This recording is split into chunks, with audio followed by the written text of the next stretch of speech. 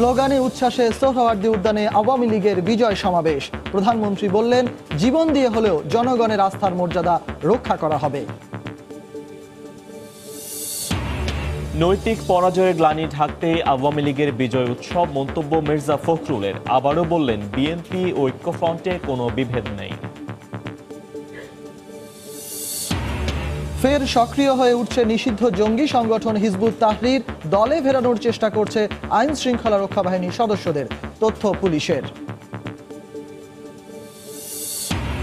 সড়কে কিছুতেই থামছে না মৃত্যুর মিছিল। আজও কুমিল্লায় ৮ জন সহ দেশের বিভিন্ন স্থানে দুর্ঘটনায় নিহত ১৪, আহত অন্তত ২০ জন।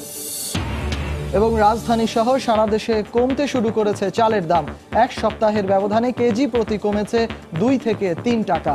স্বস্তিতে ক্রেতা।